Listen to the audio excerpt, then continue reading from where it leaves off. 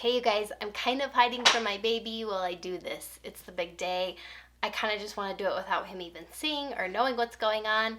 So he's up playing with his... Oh, you're supposed to be up playing with your brother and sister. What are you doing? Hi. Hello, I'm Cassie from Custom Built Parenthood, and just 4 days ago, I decided that I was ready to start taking away my baby's pacifier.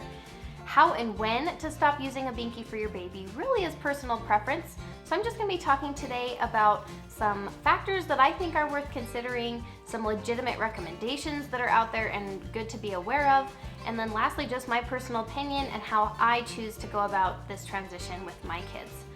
If you do decide to stick around till the end of the video, I will give you a bonus perk that comes when you stop using a binky for your baby. It might be a little bit unexpected, but I think it's honestly one of the best parts. So my baby right now is 17 months old.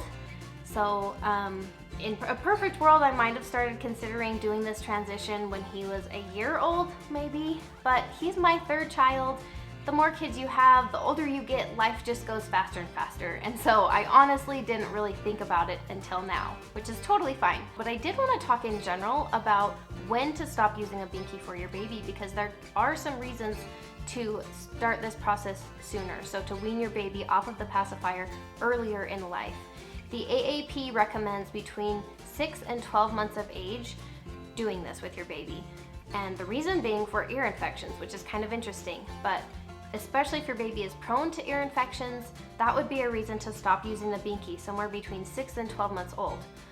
All other sources also point out that around 6 months old is actually the easiest time to wean your baby off of the binky. The reason being, after that point, especially around 9 months of age, it becomes more of an emotional attachment than an actual legitimate need to suck. So we all kind of know newborns are born with the ability and the need to suck. That's how they eat, and that's how they're soothed as well. So it's very applicable to have a binky during that stage. And then at 6 months old, it kind of crosses that threshold from just being a helpful soothing tool to being more of an emotional attachment. So that's something to consider. It's easier to do it earlier. So if you're in that boat, if your baby's between the ages of 6 and 12 months of age and you're ready to stop using the binky with them, go ahead and start that transition. It should take less than a week to just gradually decrease the amount of time that they get their pacifier until they get to the point where they're just not using it anymore. So that's early weaning. There's definitely some benefit, definitely some pros and some factors to consider for doing it early.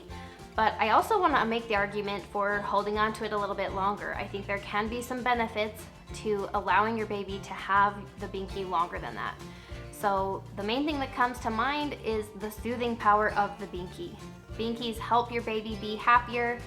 They help them fall asleep faster, and it does soothe them and calm them. So teething, I'll link video here talking about teething.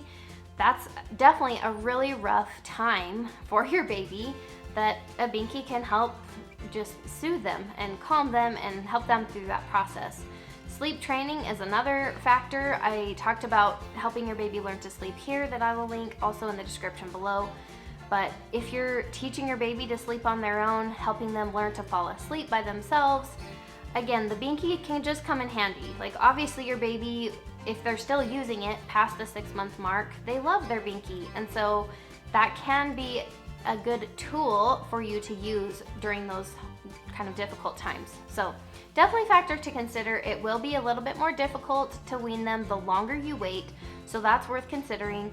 But in general, if you just kind of don't have a reason to take the binky away, it absolutely is not hurting them to continue using it as long as after 12 months of age, you are only using the binky for them to sleep. Okay, forgot to silence my phone. Sorry about that.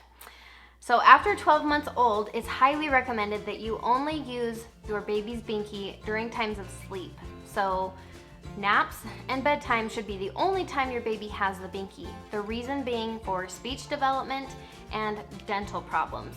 Those two things can really start to be impacted by using a pacifier kind of like all day or throughout the day, or times that your baby's just awake where they could be talking and doing other things. They need to be without their binky every other time besides sleep. So that's definitely what I did with my baby at 12 months old. I was no longer letting him have his binky in the car. I was no longer just letting him find it every once in a while and just have it in his mouth. Like, it was put somewhere out of reach and really just in his room, stationed always in his room, and until it was time to sleep, and then he could have his binky. So definitely you'll want to do that after 12 months old. But as long as you're doing that, you can wean anytime between 12 months and honestly 4 years, I think is what I read somewhere. It's obviously not a permanent solution. Your baby can't have it forever, but as long as they're only sleeping with it, it should be okay for quite a while. So now I want to talk about how to stop using a binky for your baby, because taking away a baby's pacifier can honestly feel quite traumatic, especially if they're older and they're really attached. It just kind of tears your heart out thinking about taking it away. So it is important to just realize they can't have it forever. It is a necessary step at some point as they're getting older. That's just part of growing up. They don't get to have the binky anymore. So exactly how you do this is totally up to you. You can do cold turkey, just take it. You can include your child in the process. Depending on the child's age is honestly probably the approach that you're gonna take. So just kind of know where your child is at and use your parent sense to know what's gonna be the best route. Just know going into it, it will probably be difficult for you and your baby. It's gonna be sad, it's gonna be hard. There might be some really rough times ahead. They will be sad, they'll be crying, whatever it is. Just know that's the way it goes, and that's important, and that shouldn't deter you from your commitment. You need to decide up front, if you're doing this, you're doing it. So stick with it and don't have it be an option of going back. So let me just tell you what I did with my 17-month-old to wean him off of his binky, and it's what I've done with all of my kids in the past. I think I weaned them a little bit sooner than 17 months old, but the process is the same. It was just as effective, and it's just what makes sense in my mind. It's logical to me, and it works for me. But do what works for you. This is just what I've done and what I've found is a good solution. Big disclaimer, first of all, try to find a calm time in life to start this transition.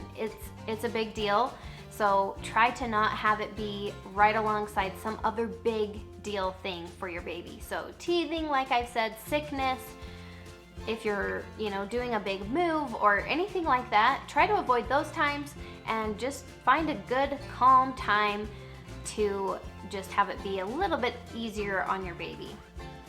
So what I do is I just cut the binkies. So when I decide it's time, day one, I gather all the binkies. So every single binky needs to be found, collected, and cut. You're not leaving a spare just in case. You're not leaving a backup.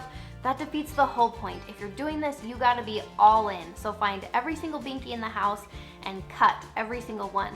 Depending on your child's age, you might wanna include them in this. They can watch you do it. They can help you do it. To me, that just, I don't know, that feels traumatic to me. So I choose to not include my baby in this process, but maybe if he was a lot older, I would wanna do that. I don't know, but I just cut them all, and basically just at nap time, that day one, I give it to him, and I kind of say, as I'm giving it to him, like, it's broken, but here's your binky, do you still want it? And I'm just kind of talking him through it, very matter of fact, not making it a big deal, and I basically let them decide for themselves if they want it or not. I'm trying to let them naturally, mentally make the transition to, I don't want this binky anymore. Obviously, I'm forcing their hand because, they wouldn't normally do that if their binky wasn't broken, but they are able to kind of decide for themselves still if they're really attached to it. Maybe they just want to hold it. Maybe they still want it in their mouth. They can choose, but it's just that gradual progression, kind of pushing them along to make it to the point to where they just don't even want it anymore. So I do want to show you how this went with my baby on day one. I had cut his binkies in the morning, and then this was his very first nap with the new binky.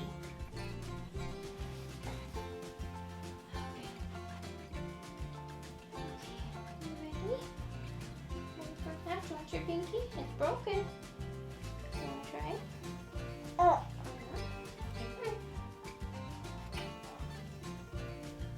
Is it not staying very good? Yeah. Not staying very good.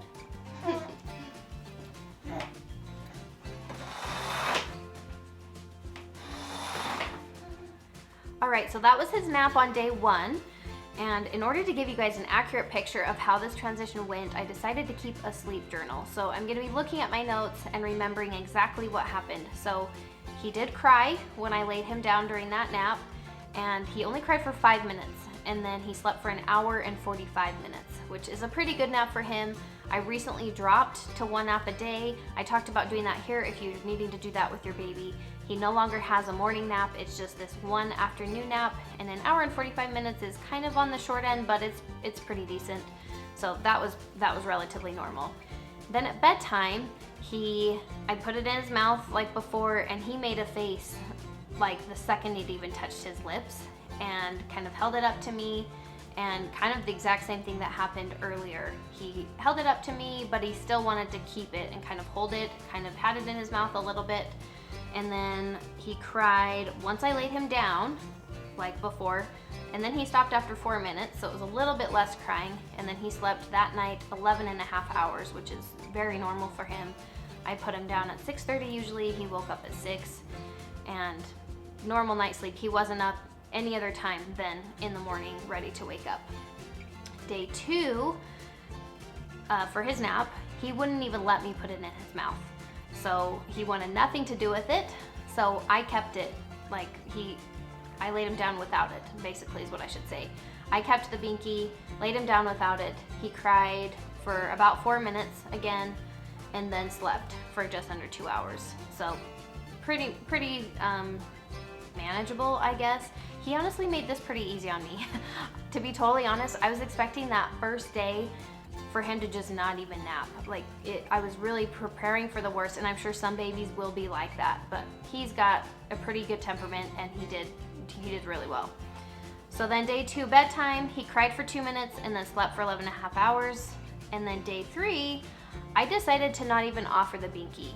So both nap and bedtime of day 2, he didn't even want the binky. So I decided on day 3 to just keep it and not even offer it, not even anything. And he started fussing the second he knew what was going on. Obviously he knows when we're getting ready for naps, and he started crying right then. But then he only cried for about 3 minutes once I laid him down. Woke up and cried after an hour of being asleep, which just happens sometimes. I'm sure that's normal with a lot of babies. They'll nap for an hour, kind of start crying. I never rush in there. He's got to stay up there at least about an hour and a half for me to go and get him, because he's only taking 1 nap a day. So I let him fuss for a few minutes, and then he fell back asleep for another hour. And then bedtime last night, he cried for less than a minute. Again, I didn't offer the binky, and he cried for, I don't know, maybe 45 seconds. And then now day 4, we're ready to toss him in the trash. Honestly, I should go do that. Throw the binkies away. So that was, I would say, honestly, 2 days. If I were to tell somebody what I did, I would say day 1, I cut the binkies and gave him the binky. Day 2, I kind of offer it, but probably just hold on to it, or if your baby wants it, that's fine. And then day 3, it was like the binkies were gone. So I don't think it would have hurt though if my baby had wanted to keep a hold of the binky or even keep it in his mouth. I would let him, and then I would gradually cut more and more off of the binky, if you get what I'm saying, till you get to the point where there's nothing to even put in their mouth, unless it's a choking hazard. I guess it depends on the binky you have, but I would just kind of cut a few more times and then just take it away. I mean, at some point you'll have to take it away. So the idea is gradually weaning enough that they can kind of get used to the idea, maybe still hold on to it for a few days, but it shouldn't take longer than a few days to just be all done with the binkies. So that's really it. It feels so good. This is my kind of bonus perk that I talked about. It's so freeing to never have a binky that you're hunting down, to never have binkies that need to be washed, or when you drop them on the ground and you think, oh, I should probably rinse that off, or Oh my word, does your baby ever put the binkies down in their crib and you're like looking everywhere and finally have to like pick up the mattress and the binkies like laying there? Binkies just get lost, they get dirty. It's the end of the world if you don't have it, of course. If you can't track it down, that would be just the end of the world. And that's, I think, the best part. It's just so much less stress, and you don't have the burden of someday I'm gonna have to take this away, because that just kind of weighs on you and makes you sad. It made me sad. Your baby loves this binky, and is it weird to admit that I felt just as attached to it as he did? Because it's his binky, he loves it, and so naturally I love it. So all of that is done when you just stop using the binky. It's really nice, and of course you can kind of swap it out for something else, especially if your baby's little, or I should say maybe especially if they're older. You can swap it out for something. So I've heard of the binky fairy. The binky fairy is gonna take away your binkies, but here's this new stuffed animal instead. Or if your baby's really little, here's a lovey. It's those little stuffed animal heads with the blanket attached to it that's safe for like a 6-month-old to have in their crib. You just exchange it for something so they can get that comfort from a different item. So you know your baby best. I can't tell you exactly what to do. You know that. You're their mom or dad, and you totally will know what they need. But either way, binkies are very helpful, and then you get to a point where you just don't need them anymore, and you might have to push your baby towards that point, but it's totally worth doing and certainly will help them continue to grow and develop. So I hope you enjoyed this video. If you found it helpful, go ahead and give it a thumbs up. If you like these videos, go ahead and subscribe to my channel. It really helps me out, and we'll see you next time.